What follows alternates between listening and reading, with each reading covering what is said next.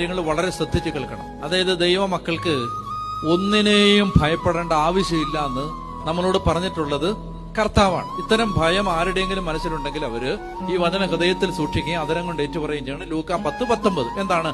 ഇതാ പാമ്പുകളുടെയും തേളുകളുടെയും ശത്രുവിന്റെ സകല ശക്തികളുടെയും മീതെ ചവിട്ടി നടക്കാൻ നിങ്ങൾക്ക് ഞാൻ അധികാരം തന്നിരിക്കുന്നു, ഒന്നും നിങ്ങളെ ഉപദ്രവിക്കുകയില്ല. മന്ത്രതന്ത്രങ്ങൾക്ക്, ആഭിചാരങ്ങൾക്ക്, ക്ഷുദ്ര ശക്തികൾക്ക്, മറ്റേതെങ്കിലും പൈശാചിക ശക്തികൾക്ക് ദൈവ പൈതലിന്റെ മേൽ യാതൊരു അധികാരവും ഇല്ല. ഇതെപ്പോഴാണ് സംഭവിക്കുന്നറിയാമോ? ഇത് നിങ്ങൾ വിശ്വസിക്കണം. മർക്കോസിന്റെ സുവിശേഷം 16-ാം അധ്യായം 15 മുതലുള്ള വാക്യങ്ങൾ വായിക്കാം. അവൻ അവരോട് പറഞ്ഞു, നിങ്ങൾ ലോകമെങ്ങും പോയി എല്ലാ സൃഷ്ടികളോട് സുവിശേഷം പ്രസംഗിക്കുവിൻ. വിശ്വസിച്ച് സ്നാനം സ്വീകരിക്കുന്നവർ രക്ഷിക്കപ്പെടും, വിശ്വസിക്കാത്തവർ ശിക്ഷിക്കപ്പെടും. ആരുടെ കൂടാണ് ഈ അടയാളങ്ങൾ ഉണ്ടാവുക? വിശ്വസിക്കുന്നവരുടെ കൂടെ.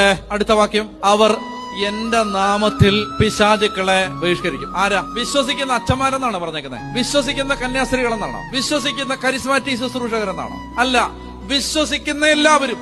നിങ്ങൾക്ക് നമ്മുടെ കർത്താവില് നല്ല ഉറപ്പുണ്ടെങ്കിൽ നിങ്ങൾ കാലുകുത്തുന്നെടുത്ത് പിശാച് ബഹിഷ്കരിക്കപ്പെടും. ഒരു ആഭിചാര ശക്തിയെയും വിശ്വാസി ഭയപ്പെടേണ്ടതില്ല. പക്ഷെ നമ്മൾ എന്ത് ചെയ്യണമെന്നറിയാമോ? നിങ്ങളുടെ വീട്ടിൽ, നിങ്ങളുടെ പറമ്പിൽ ദൈവത്തെ ആരാധിക്കണം.